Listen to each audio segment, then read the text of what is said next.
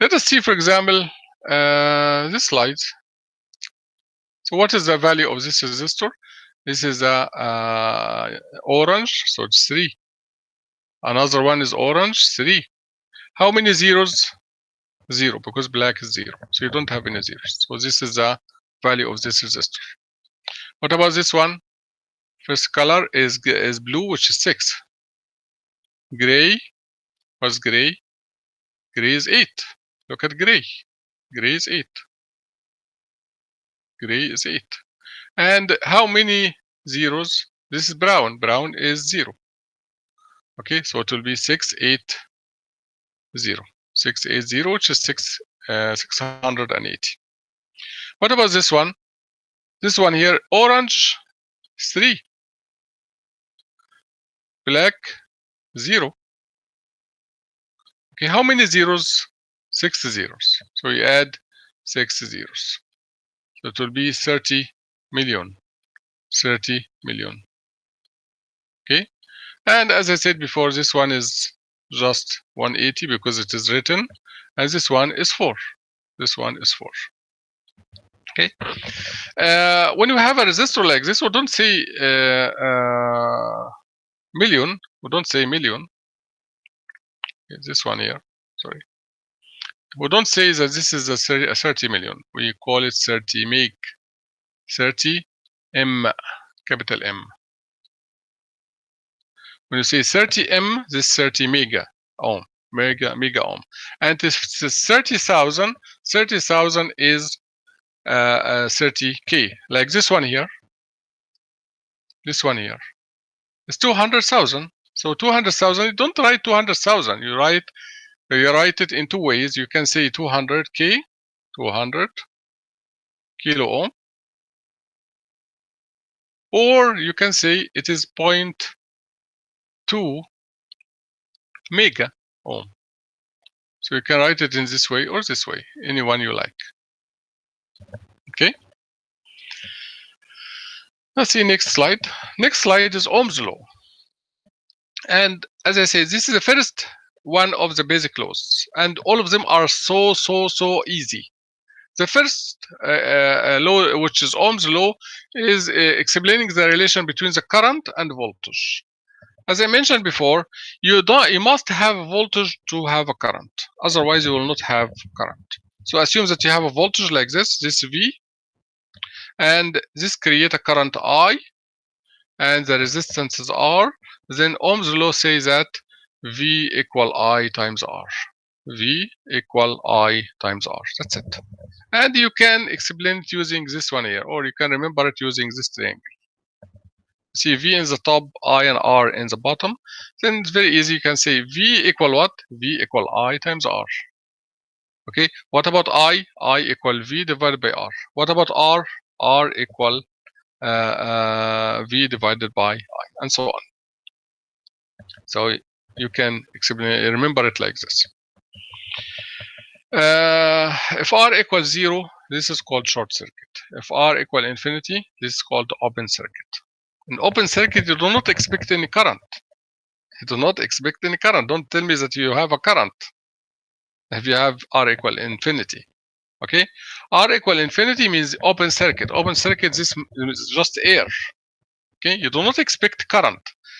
If current can move in open circuit, all of us will die, because this means that the current can move through the air and will come to our body, will kill us.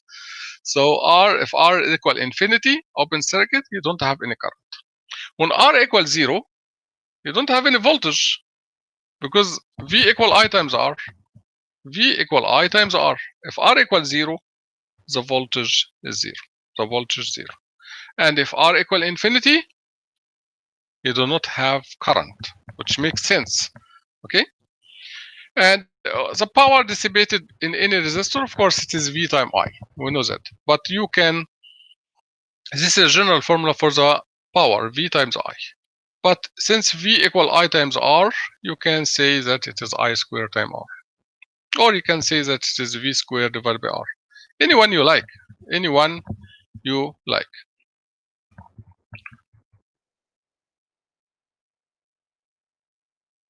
I'm sorry, let's just try to do it again.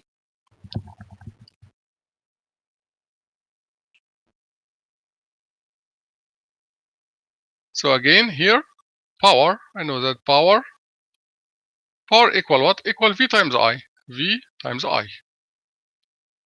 So I know that V equal I times R, right?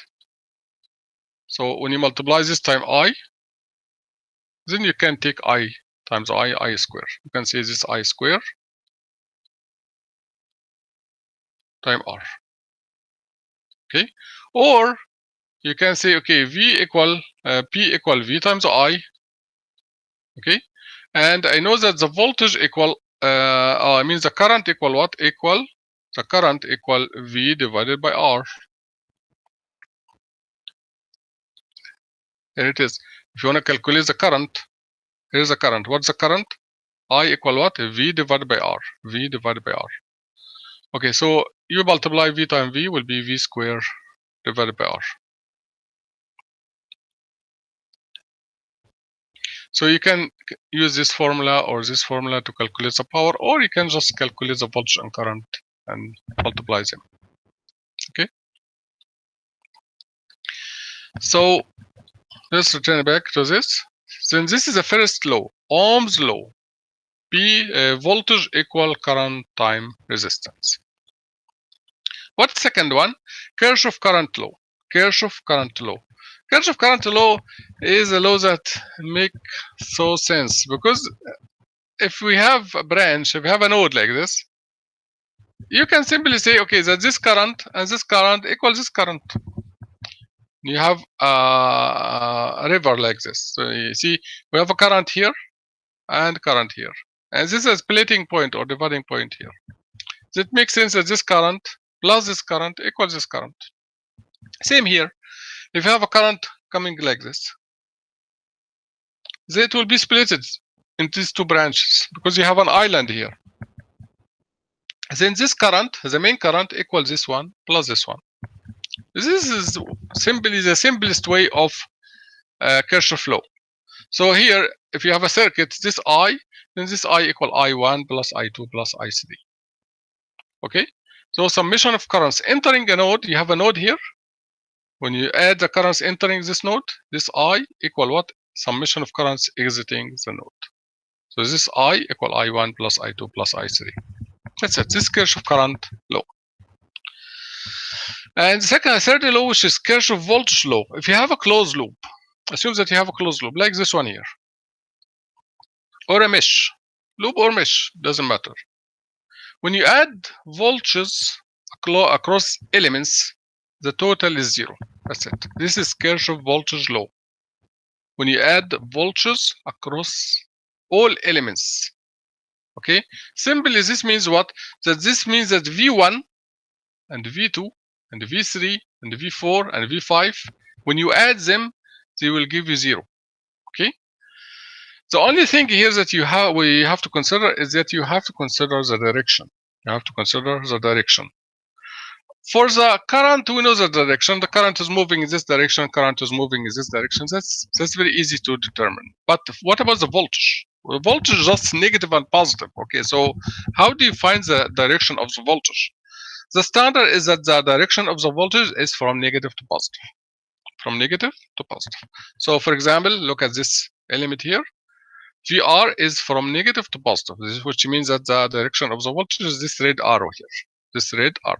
As you see, it is opposite to the current. Opposite to the current in this element. In the source, it is in the same direction. But don't worry about this one. The voltage direction is from the negative to the positive.